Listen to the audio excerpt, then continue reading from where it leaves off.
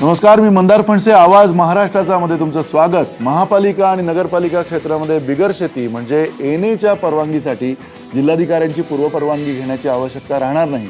राज्य मंत्रिमंडळाच्या बैठकीत हा निर्णय घेण्यात आलेला आहे. या निर्णयामुळे जमीनधारकांना आता एनएसाठी जिल्हाधिकारी कार्यालयामध्ये खेटे घालावे लागणार नाहीत. पण दुसरीकडे सरकारनं घेतलेला हा निर्णय बिल्डर धार्जिणा असल्याचा आरोप सुद्धा होतोय. याच विषयावर आज आपण चर्चा करणार आहोत आणि या चर्चेसाठी आपल्या सोबत आहेत डॉक्टर राजू वाघमारे, काँग्रेस पक्षाचे प्रवक्ते, डॉक्टर विश्वंभर चौधरी, सामाजिक कार्यकर्ते आहेत पुण्याहून आपल्यासोबत, प्रकाश बाविस्कर आपल्यासोबत आहेत, उपाध्यक्ष आहेत महाराष्ट्रीयन बिल्डर असोसिएशनचे, आणि सुनील कदम सामाजिक कार्यकर्ते आपल्यासोबत आहेत. नेमका हा जो निर्णय झालेला आहे या निर्णयाचा काय परिणाम होतोय, काय एकूण महाराष्ट्रामध्ये परिस्थिती असणार आहे, कारण हा खूप आमूलाग्र असा निर्णय झाला आहे असं मानलं जातं आहे. नेमकं या निर्णयाची व्याप्ती काय, या निर्णयामुळे शहरांवरती आणि जी नवी शहरं होत आहेत त्या एकूण शहरीकरणाच्या प्रश्नावरती काय याच्यावरती एकूण इम्पॅक्ट होणार आहे तेही आपण तपासणार आहोत. आपल्या डॉक्टर राजू वाघमारे, तुम्हाला पहिल्यांदा प्रश्न विचारायचा आहे की हा निर्णय आत्ता घेण्यामागे केवळ आणि केवळ निवडणुका असा जो आरोप होतोय त्यामध्ये कितपत तथ्य आहे? या निर्णयामुळे तुम्हाला काय वाटतं की काय किती प्रकारचा कोणाकोणाला फायदा होणार आहे? मंदारजी, काँग्रेस आणि राष्ट्रवादी आघाडीने कुठचेही निर्णय घेतले की विरोधी पक्षाची नेहमी बोंब असते की निवडणुकीला समोर ठेवून हे निर्णय घेतलेले आहेत. आपण जर या निर्णयाची व्याप्ती बघितली तर या निर्णयामुळे जवळजवळ 26 महानगरपालिका, 220 नगरपालिका, त्याच्यानंतर 11 हिल स्टेशन्स, या तसेच कंटोन्मेंट एरिया म्हणा किंवा नगरपंचायत आहेत 12, या सगळ्या क्षेत्रातील लोकांना याचा लाभ होणार आहे. कारण या निर्णया पाठीमागचं जर कारण तुम्ही लक्षात घेतलं तर एक सर्वसाधारण नजर आपण जर टाकली तर 50% लोक वेगवेगळ्या ठिकाणी शहरीकरणाकडे आपल्या लोकांची वाढ होत आहे. कारण देशाची प्रगती होते आहे, राज्याची प्रगती होते आहे, औद्योगिक उद्योगधंदे येत आहेत, त्याच्यामुळे जास्तीत जास्त लोकांचा कल हा शहरीकरणाकडे होतोय. आणि अशा वेळी जी एनएची प्रक्रिया हा जो प्रकार होता, या एनएच्या प्रक्रियेमध्ये अशा प्रकारची अडचण होती की जवळजवळ जर एनए करायला आपण बोललो तर जवळजवळ 4 ते 6 महिन्याचा काळ जात होता. कारण वेगवेगळे कागदपत्र त्याच्यासाठी भरावी लागत होती. सरकारी दप्तर, त्याच्यानंतर ज्या लोकल संस्था आहेत, नगरपालिका, महानगरपालिका, यांच्यातलं जाणं येणं परत, तर या सगळ्या गोष्टींचा आणि प्लस दुर्दैवाने या एनएच्या बाबतीत एक जास्तीत जास्त भ्रष्टाचार म्हणा किंवा एक दलाल लोकांची एक साखळी तयार झाली होती. आणि या सगळ्या गोष्टीला मोडीत काढण्यासाठी, कारभारामध्ये पूर्ण पारदर्शकता आणण्यासाठी आणि लवकरात लवकर लोकांची कामं होऊन या महाराष्ट्राची प्रगती कशा चांगल्या पद्धतीने होईल यासाठी सरकारने हा निर्णय घेतलेला आहे. आणि या निर्णयामुळे हा निर्णय सर्वसामान्यांसाठी, ज्यांच्याकडे जमिनी आहेत, ज्यांना उद्योगधंदे करायचे आहेत, ज्यांना वेगवेगळ्या पद्धतीने हे उद्योगधंदे घेऊन पुढे जायचे आहेत, कारण निवासी म्हणा, औद्योगिक म्हणा, या सगळ्या क्षेत्रामध्ये या एनएच्या निर्णयाची भर पडणार आहे. आणि त्याच्यामुळे जनतेचा, सर्वसामान्य जनतेचा जास्तीत जास्त फायदा होणार आहे. नक्की, तुम्ही म्हणताय की सर्वसामान्य जनतेचा फायदा होणार आहे, पण त्या जनतेबरोबर नेमकं हा जो निर्णय घेण्यामागे त्याच्यामागे आणखीन काय उद्देश असू शकतात आणि त्या उद्देशांच्या पेक्षाही महत्त्वाचा त्याचे परिणाम काय असू शकतात हे आपल्याला समजून घ्यायचं आहे. विश्वंभर चौधरी, तुम्हाला सुद्धा हाच प्रश्न विचारायचा आहे की मुळात या निर्णयाने तुम्हाला काय वाटतं की कशा प्रकारचे परिणाम येणाऱ्या काळामध्ये आपल्याला दिसणार आहेत? कारण अत्यंत आमूलाग्र असा निर्णय आहे. एकीकडे त्याच्या काही चांगल्या बाजू दिसत आहेत, पण जर त्याच्यात काही घडणार असेल येणाऱ्या काळामध्ये दुष्परिणाम काही तुम्हाला दिसत आहेत का? नाही, एक म्हणजे शहरांमध्ये डेव्हलपमेंट प्लॅन आणि त्याच्या बाहेर रिजनल प्लॅन ही आपल्याकडची योजना आहे. आता हा मुद्दा अगदी बरोबर आहे की डेव्हलपमेंट प्लॅनमध्ये ज्याला रेसिडेन्शियल झोनच मुळात दाखवलेला असतो, निवासी भागच म्हणून दाखवलेला असतो, तिथे एनएची अट ही थोडीशी जाचक होती.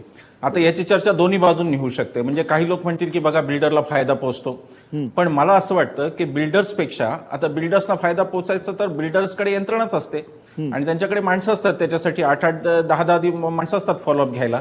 पण सामान्य माणसाकडे ती यंत्रणा नाही.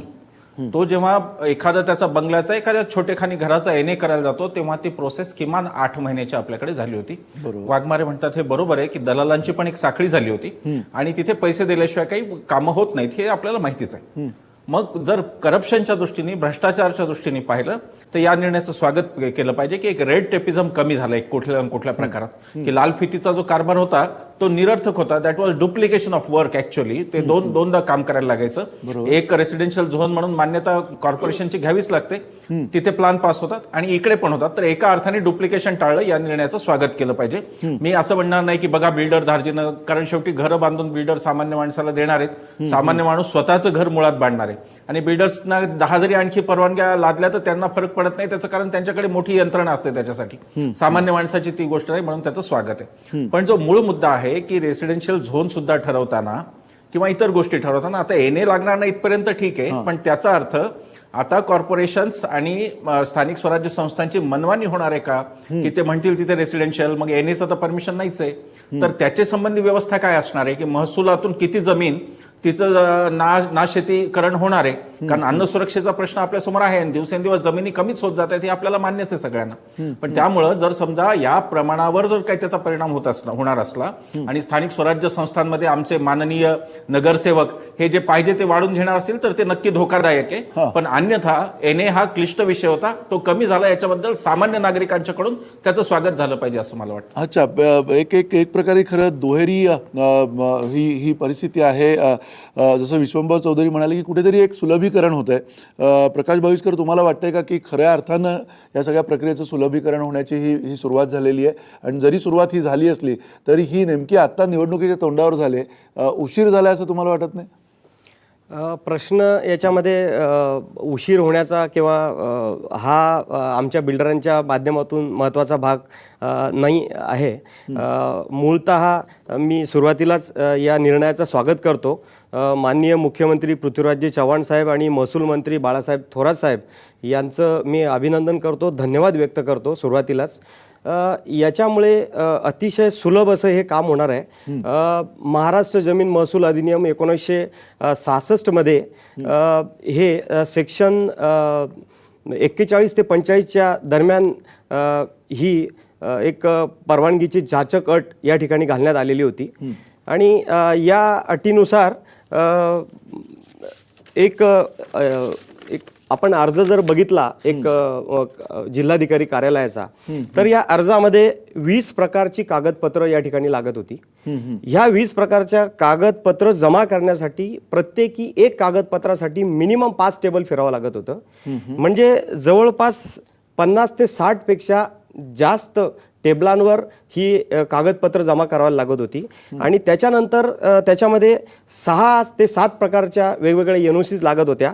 उदाहरणार्थ ग्रामपंचायतची NOC घ्यायला लागत होती, PWDची NOC घ्यायला लागत होती, MSCDची NOC घ्यायला लागत होती, मेट्रो सेंटरची NOC घ्यायला लागत होती, इरिगेशनची NOC घ्यायला लागत होती, फॉरेस्ट डिपार्टमेंटची NOC घ्यायला लागत होती.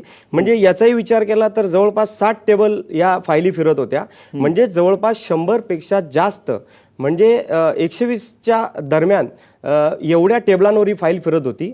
आणि एनएला अर्ज करण्याच्या पूर्वी जवळपास 60 टेबल, म्हणजे अर्ज दाखल होण्यापूर्वी जवळपास 6 महिने या कागदपत्र जमा करण्यासाठी फिरायला लागत होतं. आणि झाल्यानंतर पुन्हा एकदा या NOCसाठी फिरायला लागत होतं.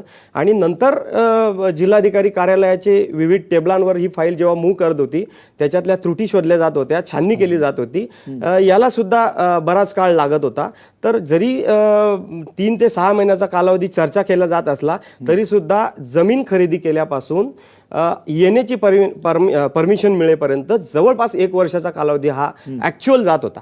आणि या 1 वर्षाच्या कालावधीमध्ये जी जमिनीसाठी इन्व्हेस्टमेंट केलेली आहे ही इन्व्हेस्टमेंट ही मोठ्या प्रमाणामध्ये त्याचं इंटरेस्ट वाढत जात होतं. आणि हे इंटरेस्ट वाढल्यामुळे जमिनीच्या किमतीबरोबर, कारण घराच्या किमतीमध्ये, टोटल प्रोजेक्ट कॉस्टच्या किमतीमध्ये 60 ते 70% ही जमिनीची किंमत असते. आणि ही 70% इन्व्हेस्टमेंट ही वर्षभर लटकून राहत होती आणि याचं इंटरेस्ट वाढत जात होतं.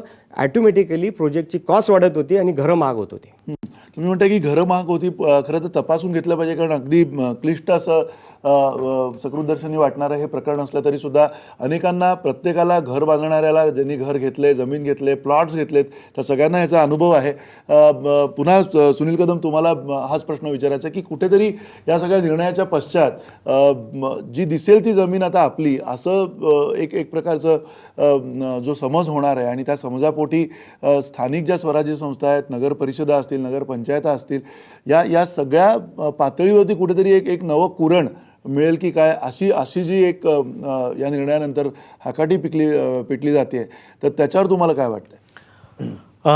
खरं आहे ते. आता हे जसं म्हणाले की इंटरेस्ट वाढत जातो, पण तो इंटरेस्ट वाढला तर तो खरा म्हणजे त्या बिल्डरच्याच इंटरेस्टमध्ये सगळं जायचं आणि आजही जाणार आहे.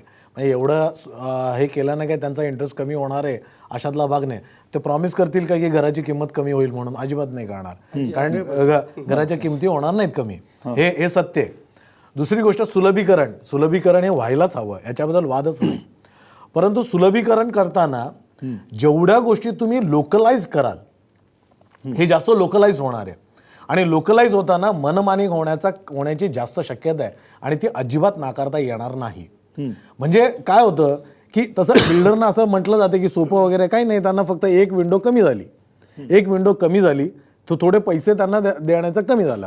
ह्या संपूर्ण खालपासून वरपर्यंत म्हणजे शिपायापासून ते वरपर्यंत हे पैसे पेरल्याशिवाय यांचं काही येणे होत नाही, हे सत्य आहे.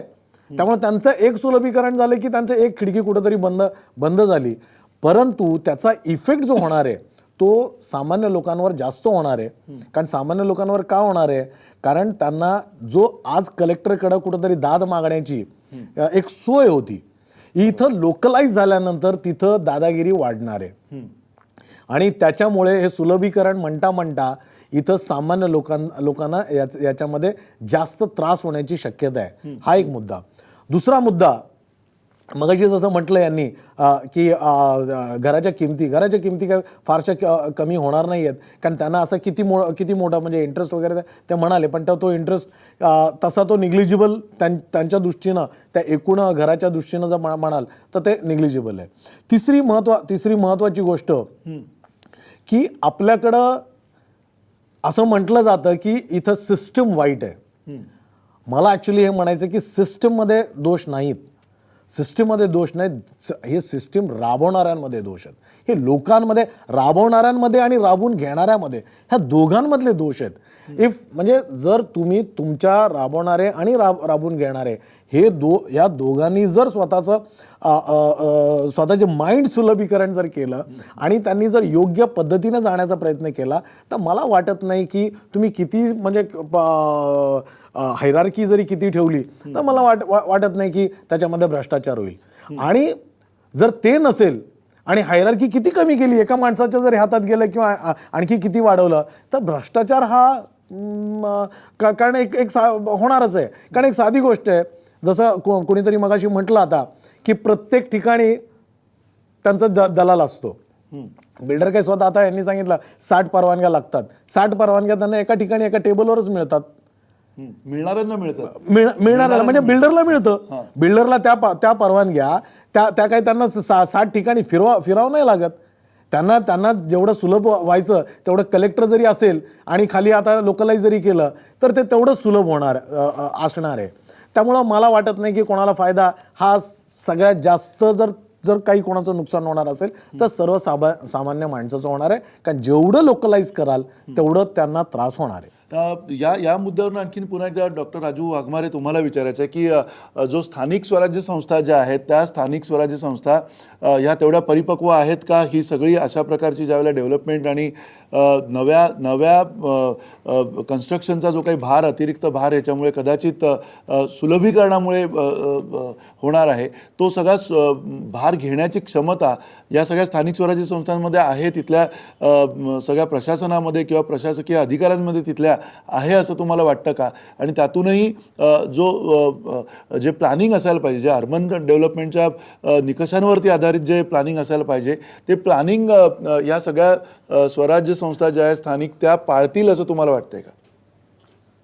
मंदारजी, जर हा विषय जर आपण पूर्ण बघितला तर आता जे सुनील कदम साहेब म्हणत होते की भूमिका जी त्यांची आहे की याचा फायदा फक्त बिल्डरना होईल किंवा सामान्य लोकांना होणार नाही, तर कसं आहे की काही लोकांना वास्तवतेची जाणीव नाहीये. जसे विश्वंभर साहेब म्हणाले की सामान्य माणूस खेटा घालू शकत नाही, सामान्य माणूस 60 टेबलवर जाऊ शकत नाही.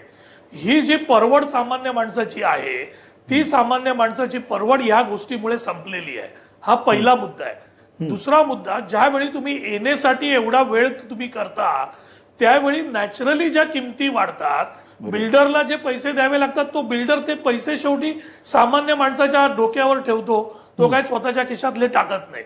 म्हणजे शेवटी तुम्ही म्हणतात ना, कुठच्याही बाजूनी जर त्रास झाला तो सामान्य माणसाला होतो. हा त्रास या कमी- गोष्टीमुळे एक- या हा त्रा- गोष्टीमुळे काय वाघमारे होणार साहेब, आहे? हा त्रास कमी नाही, झाल्याने मला बोलू बिल्डर द्या. किमती कमी करणार आहे का? मला किती मला टक्के बोलू किमती द्या. कमी करेल?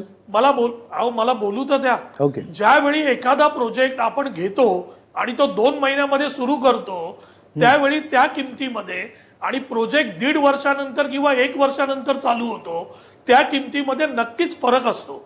हे आपण म्हणजे नाकारता येणार नाही. आणि दुसरी गोष्ट, ह्या निर्णयामुळे जिल्हा पातळीवर ज्यावेळी आपण म्हणतो त्यावेळी महसूल खात्याने आणि सरकारने हे ठरवलेलं आहे की जिल्हा पातळीवर या सगळ्या गोष्टींची डेटा बँक बनणार आहे. आणि ही डेटा बँक बनल्यामुळे त्याच्यामध्ये पारदर्शकता येणार. ती डेटा बँक बनल्यामुळे तर तुम्हाला विविध गोष्टींसाठी जर परवान्यांची गरज आहे तर तुम्हाला 4 ठिकाणी फिरायची गरज नाही.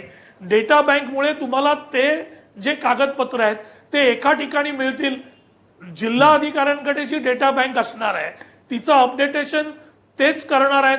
त्याच्यामुळे ह्या गोष्टीमुळे कंप्लीट सुसूत्रता येईल. आणि हा जरी मुद्दा आपण एनएचा बघितला तरी एनए तुम्ही जिल्हाधिकाऱ्याकडून करा किंवा आत्ताच्या मंड्याप्रमाणे तुम्ही एनएला सर्टिफिकेट घ्या, शेवटी तुम्हाला बांधकामाची परवानगी ही स्थानिक स्वराज्य संस्थेकडूनच घ्यावी लागते. म्हणजे एनए तुमचं 1.5 वर्षाचं आत्ता झालं काय आणि 1.5 वर्षांनी झालं काय, परवानगी तुम्हाला महानगरपालिका देणार किंवा परवानगी नगरपालिका देणार. त्याच्यामुळे त्या संस्था त्यांच्याकडे तेवढी कॅपॅसिटी, जसं काम वाढेल तशी त्यांची कॅपॅसिटी वाढेल आणि त्याप्रमाणेच ते त्याला परवानग्या देतील. एनए जवळ आल्यामुळे त्यांच्यावर जो ओझं पडेल किंवा जो बोजा पडेल त्याच्यामुळे त्यांच्या कार्यपद्धतीत फरक होईल अशातला भाग नाहीये. त्यांना थोडा त्रास होईल हे नक्की, पण लोकल पातळीवर असल्यामुळे त्याचा जाब विचारणं माणसाला सहज शक्य आहे. तो नगरपालिकेच्या ऑफिसमध्ये जाऊ शकतो, नगर पंचायतच्या ऑफिसमध्ये जाऊ शकतो, तो महानगरपालिकेच्या ऑफिसमध्ये, वॉर्ड ऑफिसमध्ये जाऊन विचारू शकतो की हे का झालं. पण त्याच्या ऐवजी जर त्याला कलेक्टर आणि या बाकीचे डिपार्टमेंट फिरायचे तर त्याच्यामध्ये त्याला काम करायला फार कठीण जातं. ह्या सगळ्या गोष्टीची जी सुसूत्रता आहे, जी डेटा बँक बनलेली आहे, त्याच्यामुळे जो फायदा होणार आहे तो सामान्य लोकांचा सगळ्यात जास्त फायदा आहे.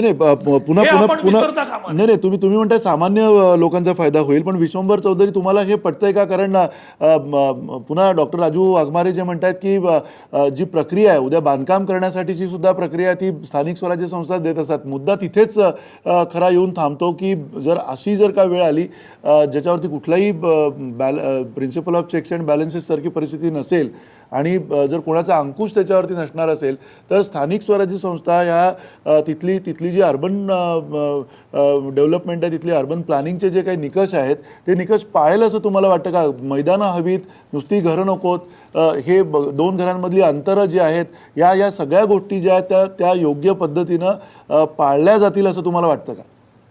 नाही, आता बघा, आता मी थोडंसं उदाहरण देऊन, म्हणजे मला जो काही सुसूत्रीकरणाचा मुद्दा मांडायचा तो फक्त मी स्पष्ट करतोय आणि मग ते तुमच्या मुद्द्याशी खूप संबंधित आहे म्हणून त्याचा एक रेलेव्हन्स आहे. आता बघा की पुणे शहरातली एक डेव्हलपमेंट होते आणि पुण्याच्या आसपास आज सगळ्या पेरिफेरल एरियामध्ये वाघोली असेल, हडपसर असेल, चहुदिशांनी पुणे वाढते आणि सगळी शहरं वाढतात, फक्त पुणेच वाढतं अशातला भाग नाही. आता शहरातलं प्लॅनिंग हे महापालिकेकडे आहे. महापालिका त्याचं सुसूत्रीकरण असं करू शकते की पाणी पुरवठा करणारी महापालिकाच आहे, इतर सुविधा देणारी ड्रेनेज सारखे महापालिकाचे, आणि म्हणून ते नियोजन कुठे ना कुठे महापालिकेतला भ्रष्टाचार, त्यांची इनएफिशियन्सी, नगरसेवकांचे कारनामे, हे सगळे विषय तूर्त बाजूला ठेवू आणि अकॅडमिक जर आपण त्यामध्ये फक्त पाहिलं तर आपल्या लक्षात येईल की महापालिका हे एक केंद्र असे की त्याला जर 40 फ्लॅट कोणाला सँक्शन झाले तर पाणी किती लागेल हे गणित महापालिकेत होऊ शकतं. आज ही परिस्थिती बाहेर नाही. टाउन प्लॅनिंगच्या ज्या सँक्शन येत आहेत आज, वाघोली असो किंवा कोणताही एरिया असो, त्याच्यामध्ये पाण्याची कुठलीही सोय नाही. ती सामान्य माणसालाही त्रासदायक आहे, बिल्डरांनाही त्रासदायक आहे. त्याचं सुसूत्रीकरण कुठं नाही. रस्ता कोण देणार, पाणी कोण देणार, एन्व्हायरमेंटल इन्फ्रास्ट्रक्चर कोण देणार? आज लक्षात घ्या की पुणे महापालिका कशी का असेना 70% पाण्याचा निदान आपण रिसायकलिंग करतो, आणि म्हणजे रिसायकलिंग करत नाही पण शुद्धीकरण करतो असं आपण म्हणून जे काही पद्धतीने होत असेल. आज बाहेर शुद्धीकरणाची शून्य प्रक्रिया आहे. बाहेर कॉमन सिवेज ट्रीटमेंट प्लांट अजिबात नाहीत, आणि म्हणून तिथल्या डेव्हलपमेंटमधून येणारं पाणी त्याचं काय करायचं होतं ते अंततः नद्यांमध्येच येत आहे. तर तशा हेतूने जर आपण पाहिलं की महापालिकांचं कंट्रोल म्हणजे शेवटी एक आहे की आपल्याला एका यंत्रणेवर तर विश्वास ठेवावाच लागेल. आपण लोकशाही तो भ्रष्टाचार हा वेगळा विषय आहे आणि त्याच्याबद्दल वेगळं डील झालं पाहिजे. त्याच्याशी फार कडकपणे आपण खरं म्हणजे नागरिकांनी पण केलं पाहिजे, तो विषय वेगळा आहे. पण सुसूत्रीकरणाचा विषय असेल तर हा विषय मला असं वाटतं की इंटिग्रेटेड आहे आणि म्हणून महापालिका किंवा करते. पण अजून एका शक्यतेचा सरकारने विचार करायला पाहिजे होता, तो यात केलेला नाही. तो ह्या शक्यतेचा विचार करायला पाहिजे होता की पुण्याच्या आसपासची जी आज गावं आहेत ती आज पुणे महापालिकेत आणणं म्हणजे पुणे महापालिकेला एखाद्या राज्य शासनाचं स्वरूप आल्यासारखं मोठं मोठं करत जाणं, जे मुंबई महापालिकेचं सुद्धा झालं. तर ग्रेटर पुणे महापालिका होऊ शकते का, आउटर एरियासाठी होऊ शकतं का, हा विचार केला पाहिजे असं मला वाटतं. आणि त्यामुळे एनए जरी महापालिकेला लागणार नसला, एक भ्रम फक्त थोडासा होऊ शकतो म्हणून मी खुलासा करतो, एनए आता बिगर महापालिका आणि बिगर नगर परिषद क्षेत्रांमध्ये लागणारच आहे. ग्रामपंचायत हद्दीत एखादं बांधकाम असेल तर एनए लागणारच आहे, एनए लागणार नाही असं नाही, फक्त तो शहरी भागात कमी झाला एवढाच त्याचा अर्थ आहे. नक्की. पण अर्थात या सगळ्या परवानगीमुळे नेमकं काय घडतंय आणि काय परिणाम होणार आहेत हेही आपण अधिक सखोल या चर्चेमध्ये समजून घेणार आहोत एका छोट्याशा ब्रेक नंतर. आवाज महाराष्ट्राचा मध्ये तुमचं पुन्हा एकदा स्वागत. आपण चर्चा करतोय, खरं क्लिष्ट विषय आहे. केवळ आणि केवळ शेतीचा, बिगर शेतीचा हा प्रश्न नाही आहे, तर या प्रश्नामध्ये पुन्हा शहरीकरण वाढणार आहे का, शहरीकरणाच्या सोबतीनं या सगळ्या प्रश्नाच्या जो शेवटी मुद्दा येऊन थांबतो तो पुन्हा प्लॉटिंगचा आहे. अनेक शहरांमध्ये वेगवेगळे विकास आराखडे तर असतात, त्या आराखड्यांनुसार ही सगळी कामं होतील का, हाही त्यातला प्रश्न आहे. आपल्यासोबत प्रकाश भाविस्कर आहेत. प्रकाश भाविस्कर, तुम्हाला पुन्हा हाच प्रश्न विचारायचा आहे की नेमकं सुलभीकरण झालं असेल तर ते काय झालं आहे, आणि दुसरा तुम्हाला अगदी समजून घेण्याच्या दृष्टीने आम्हाला तुम्ही समजून सांगा की ज्या वेळेला प्लॉट्स पडतात, म्हणजे एखाद्या बिगर शेत जमिनीचे उद्या बिगर शेती करून त्याचे ज्यावेळेला प्लॉट्स पडायला आपण जातो त्यावेळेची जी प्रक्रिया आहे ती प्रक्रिया आता ह्याच्यामध्ये थांबणार आहे, बंद होणार आहे, की त्या प्रक्रियेतले जे जिल्हाधिकारी कार्यालयामध्ये किंवा संचालकांकडे जाऊन जी मान्यता घ्यायला लागत होती ती मान्यता सुद्धा आता स्थानिक स्वराज्य संस्था देणार आहेत? याच्यामध्ये मला हे क्लिअर करायचं आहे की साहेबांचं आधीचं उत्तर की याच्यामध्ये बिल्डर डिस्काउंट देणार आहेत का, तर मी तर याचं सरळ सरळ उत्तर देईल की जर आम्हाला भूखंड खरेदी केल्यापासून 8 दिवसामध्ये बांधकाम परवानगी मिळत असेल आणि जागेवर जर आम्ही काम करू शकत असाल तर आम्ही जवळपास 20% त्याची कॉस्टिंग वाचवू शकतो आणि त्याचं डिस्काउंट गॅरंटीने देऊ शकतो. हा एक भाग झाला. राहिला आता प्रोसिजरचा भाग आहे. जर प्रोसिजरचा भाग आपण बघितला तर 2 वेगवेगळे विषय होते. एक विषय असा होता की त्या जागेचा नकाशा तयार करून त्याची मंजुरी घेणे. दुसरा विषय होता की जर त्या ठिकाणी शेती असेल तर ती बिनशेती करण्याबाबत परवानगी घेणे. हे 2 वेगवेगळे डिपार्टमेंटचे विषय होते. परंतु जिल्हाधिकारी कार्यालयामध्ये नगररचना अधिकारी बसतात, उपसंचालक नगररचना बसतात. हा एक वेगळा डिपार्टमेंट आहे आणि जिल्हाधिकारी कार्यालय अजून दुसरं डिपार्टमेंट आहे जे की नॉन ॲग्रिकल्चर देण्यासाठी स्वतः जिल्हाधिकारी त्याच्यावर स्वाक्षरी करतात. तर आता फक्त एनएची प्रोसेस रद्द झालेली आहे, पण बांधकाम परवानगी घेण्याचा प्रकार हा तसाच राहणार आहे, तीच पद्धत राहणार आहे. त्यामुळे दोघांची एकमेकात गफलत करता येणार नाही. बांधकाम परवानगी ही नगर परिषद जरी असेल, महानगरपालिका जरी असेल, जर महाराष्ट्र शासनाचा तिथं डेप्युटेशनवर किंवा त्यांचा स्वतःचा जो नगररचना अधिकारी असेल त्याच्याकडून ती बांधकाम परवानगी आपल्याला घ्यावी लागते. पण त्याच्यापेक्षा भयानक अशी, कारण त्या बांधकाम परवानगी घेण्यासाठी जास्तीत जास्त 10-5 टेबल फिरायला लागत होतं, परंतु येण्याच्या प्रोसिजरसाठी 60 बोलले तुम्ही मगाशी, 60 नाही म्हणणार मी, 100पेक्षा जास्त टेबलांवर विविध एनओच्या घेऊन फिरायला लागत होतं. त्यामुळे मोठी कॉम्प्लिकेशन जी याच्यामध्ये होती ती आता निघून गेलेली आहे असं मला वाटतं. आणि त्या निघून गेल्यामुळे जास्त आवश्यक नव्हते का? जर मला सांगायचं आहे की अशा क्षेत्रामध्ये जास्त बिल्डर जास्त प्रपोजल टाकू शकतील आणि जास्त इमारती उभ्या राहतील, त्यामुळे नॅचरली रेट कमी होतो. आणि रेट हा कधीही बिल्डर ठरवत नसतो, बाजार भाव जो चालू असतो त्याच भावामध्ये त्याला विकावं लागतं. जर अमेनिटीज जास्त असतील, लोक असं कोणी फसून जात नाही, सगळी लोक हे सुशिक्षित आहेत. प्रत्येक आज नेटवर सुद्धा अभ्यास केला जातो आणि अभ्यास करून कंपॅरिझन करून घर घेतलं जातं. नाही माणसं सुशिक्षित असू शकतात, पण तरी सुद्धा त्यांना या सगळ्या क्लिष्ट कायद्यांची आणि याची अत्यंत तेवढा वेळ पण नसतो. पैसे दिले की आपल्याला घर पाहिजे अशी आत्ताची परिस्थिती आहे. सुनील कदम, तुम्हाला हे मान्य आहे का? मुळात जर सुलभीकरण आपण म्हणतोय तर एक प्रक्रिया त्यातली कमी झाली, पण जसं आता भाविस्कर म्हणाले की तुम्हाला मग बांधकाम करण्यासाठीची जी परवानगी लागते ती जी नगररचना अधिकाऱ्यांकडे जावं लागणार, ते जावंच लागणार आहे. म्हणजे मग पुन्हा महसूल खात्याचा जो त्यातला संदर्भ होता, महसूल खात्याशी जो संबंध होता तो तसाच राहणार आहे अशी परिस्थिती आहे. नाही परवानगी, बांधकामाची जी परवानगी आहे ती घ्यावीच लागणार आहे. ती कुठल्याही, आणि ती नगरपालिका नगर परिषद हीच देते. त्याच्यामध्ये तुम्हाला सूट म्हणजे या कुठल्याच प्रोसेसमध्ये मिळणार नाही. इथं सूट जी मिळाली ती एन ए करण्यामध्ये काय झालंय की पूर्वी ते कलेक्टरकडनं करावं लागायचं. आता ते कलेक्टरकडनं न करता, मग कलेक्टरकडनं करताना काय व्हायचं की बिल्डर्सला त्रास व्हायचा. बिल्डरना म्हणजे स्पष्ट सांगायचं तर तिथं त्यांना फार खर्च जास्त वाढलेला असायचा कलेक्टरकडे. कारण तिथं तो IAS ऑफिसर आहे, कलेक्टर IAS ऑफिसर आहे, त्याचे इतर बाकी खूप पसारा असतो. परंतु आता काय होईल, आता नगरपालिका नगर परिषद आणि महानगरपालिकेच्या लेवलला गेल्यानंतर ते अतिशय लोकलाइज झाल्यामुळं त्यांना लोकांना मॅनेज करणं अतिशय सोपं होणार आहे. म्हणजे म्हणून त्यांच्या ते फेवरमध्ये जास्त जातं. कारण मॅनेज करणं म्हणजे काय सगळ्यांना माहिती आहे, मॅनेज ह्याच्या शब्दाचा अर्थ काय घेतला जातो. तो मॅनेज करणं जर सोपं होणार आहे म्हणून बिल्डर खुश आहे. परंतु ह्या मगाशी जे म्हणाले की 8 दिवसात त्यांना परवानगी पाहिजे, 8 दिवसामध्ये त्यांचं ड्रॉइंग सुद्धा बघून होत नाही. जर 8 दिवसामध्ये ड्रॉइंग आणि डिझाईन जर बघून होत नसतील आणि अशा आवाच्या सवा मागण्या जर हे बिल्डर करत असतील आणि मग म्हणणार आम्ही 20% जर करणार आहोत, तर ही सगळी धोरणं ही बिल्डर दार्जिनच होत आहेत. आणि हे त्यांनी मान्य केलंच पाहिजे. किंबहुना हे कुठंतरी बिल्डर लॉबीनच घडवून आणलेलं आहे असं माझं ठाम मत आहे. अच्छा, म्हणजे निवडणुकांच्या आधी का होईना बिल्डर लॉबीनी हे घडवून आणले असं तुम्ही म्हणताय. विश्वंभर चौधरी, तुम्हाला हे मान्य आहे का?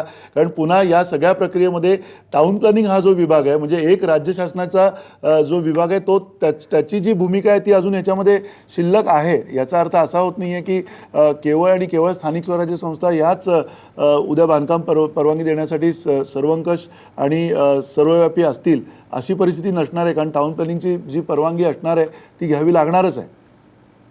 नाही, हे आपण 2 मुद्दे मला असं वाटतं की आधीच्या चर्चेत मिक्सअप होत आहेत. बिल्डर्सनी घरं कमी भावात द्यावीत का याच्याबद्दल काही दुमत नाही. आणि प्रश्न जो आहे तो मुख्य बिल्डर्सच्या डिस्प्रपोर्शनेट प्रॉफिट्सचा आहे. जे की जमिनीचे भाव काय आणि मधलं काय, त्यामध्ये बिल्डर्सची कमाई हा भाग वेगळा आहे. त्याच्यावरती आपल्याकडे नियामक मंडळ नाही कोणतंही. त्या प्राइसिंग रेग्युलेशनसाठी, म्हणजे शेतकऱ्यांच्या प्राइसिंग रेग्युलेशनसाठी आहे, पण इकडे नाही आपल्याकडे. तर त्याच्या नियामक मंडळाची गरज आहे. बिल्डर्सचे डिस्प्रपोर्शनेट प्रॉफिट्स हा विषय वेगळा आहे. तो आजच्या ह्या सरकारी सुसूत्रीकरणाशी संबंधित आहे असं आपण समजायला नको. त्याच्यामध्ये अनेक मुद्दे आहेत आणि त्या मुद्द्यांना आपण टाळू शकत नाही, कारण अर्धे बिल्डर तर सरकारमध्येच बसलेले आहेत. त्यामुळे हे होणार, हे तर सगळंच उघडच आहे. फक्त माझा मुद्दा एवढाच होता की बिल्डर्सना सगळं सोपं होईल आणि सामान्य माणसाला प्रत्येक जाचक होईल. हे नको, हे टळलं, हे याच्यातून चांगलं झालं. आता आपला जो मुद्दा आहे की शेवटी टाउन प्लॅनिंग असणार का, तर ते असणार, पण ते महापालिका क्षेत्रात त्यांचा संबंध येणार नाही. आता थोडा एक वेगळा विचार करण्याची, म्हणून मी नेहमीच विकेंद्रीकरणाचा विचार करतो. विकेंद्रित व्यवस्था असली तरच, गांधीजी म्हणाले त्याप्रमाणे, मला त्या व्यवस्थेवर असं वाटतं की ती व्यवस्था असेल तरच गोष्टी पुढे जाणार आहेत चांगल्या पद्धतीने. आता कलेक्टर ह्या इस्माचा विचार करा. हा मनुष्य काय काय हँडल करतो, केवढा मोठा लोड आहे त्या माणसावर. लोकसंख्येपासून मोजण्यापासून प्रत्येक गोष्ट कलेक्टरकडे केंद्रित झालेली आहे आणि परिणामी निर्णय होत नाहीत, परिणामी लोकांचे होते. त्यामुळे कलेक्टर हे काही बांधकामातले तज्ज्ञ नसतात. आर्किटेक्ट तिथे असला एखादा तर मी समजू शकतो, पण कलेक्टर हे IAS आहेत आणि त्यामुळे टाउन प्लॅनिंग डिपार्टमेंटला शहराच्या बाहेरचे अधिकार पाहिजेत. माझं असं स्पष्ट म्हणणं आहे, कदाचित ही मागणी कोणाला तरी वेगळी वाटू शकेल, पण माझं स्पष्ट म्हणणं आहे की कलेक्टरचा रोल त्यात नसावा. टाउन प्लॅनिंगनीच नकाशे पास करावे, तिथे तज्ज्ञ आहेत त्या विषयातले, कलेक्टर हे तज्ज्ञ नाहीत. आणि त्यामुळे आपण जर विकेंद्रीकरणाकडे जाणार असू तर आपल्याला काही जुन्या मानसिकता ह्या नक्की सोडाव्या लागतील. त्यातली कलेक्टर सगळ्यांचा बॉस ही जी मानसिकता आहे ती सोडावी लागेल. कलेक्टरचं काम थोडं कमी करावं लागेल. आज कलेक्टर्स ज्या प्रकारे हाताळतात ते अशक्य झालेलं आहे सगळं, आणि म्हणून टाउन प्लॅनिंगचा रोल राहील.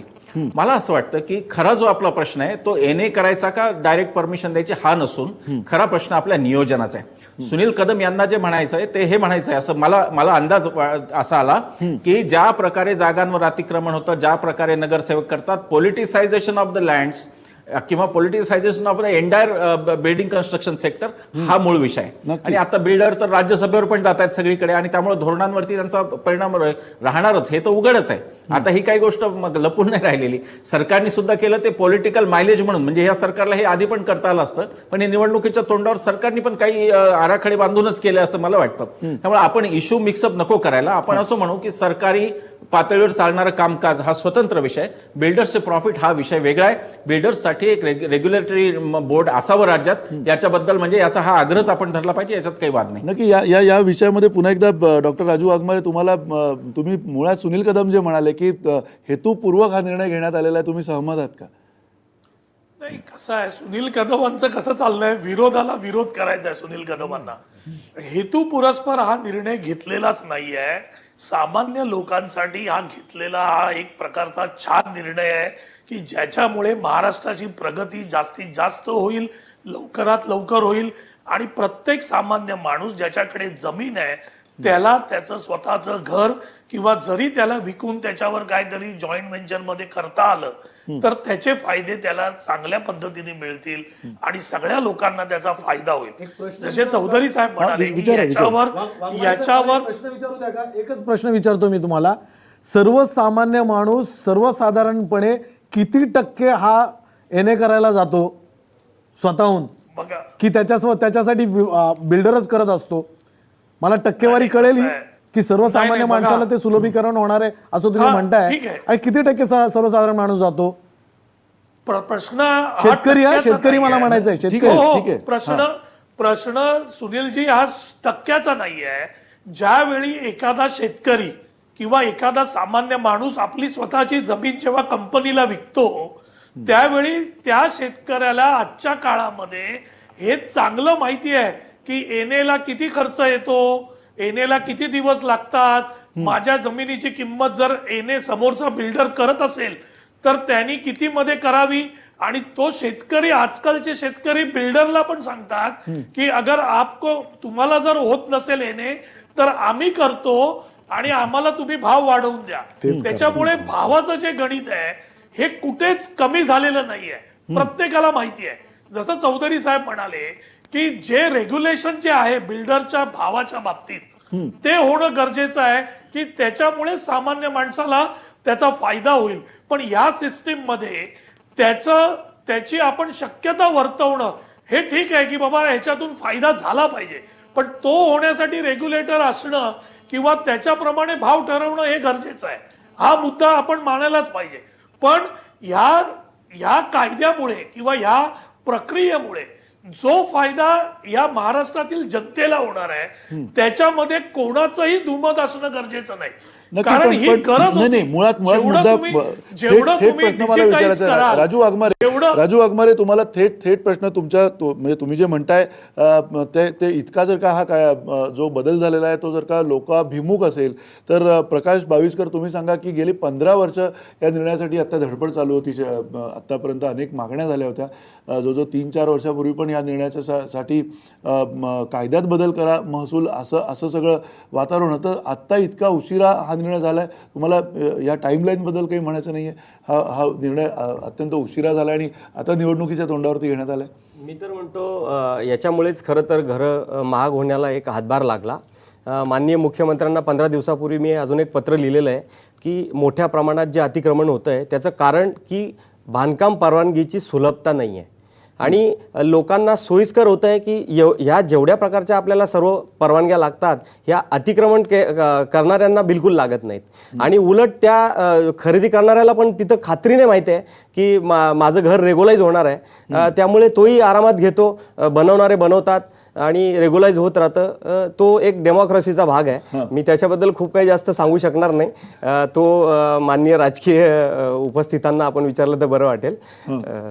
नाही ठीक आहे, म्हणजे तुम्ही म्हणताय म्हणजे हा लोकशाहीचा भाग आहे हे म्हणताय. खरं लोकशाही अशी अपेक्षित आहे का, हाही मुद्दा आहे. सुनील कदम, मला जाता तुम्हाला पुन्हा एकदा प्रश्न विचारायचा आहे की हा जर इतका लोकाभिमुख निर्णय असेल तर मग एवढा उशीर का झाला? नाही, लोकाभिमुख वगैरे अजिबात नाही. किती सर्वसाधारण शेतकरी किती येण्यासाठी जातात तो, म्हणजे स्वतःहून, आणि तो स्वतः त्या लँडची डेव्हलपमेंट किती करतो, किती टक्के लोक करतात. आता ठीक आहे, थिओरिटिकली सांगायला काही हरकत नाही की त्यांना फायदा होणार वगैरे, थिओरिटिकली सांगा, पण प्रॅक्टिकली ते जात नाहीत. ते स्वतःच्या लँडची डेव्हलपमेंट करत नाही. बोलता बोलता राजीव वाघमारे म्हणाले जेव्ही म्हणजे काय, जॉईंट व्हेंचर म्हणजे काय की याची जमीन आणि बिल्डरचा पैसा. मग मला सांगा, म्हणजे त्याच्यामध्ये येणे करायला तो शेतकरी जाईल की हा जाणार आहे? म्हणजे त्याचं सुलभीकरण कोणाचं झालं? ह्या शेतकऱ्याचं झालं की त्या बिल्डरचं झालं?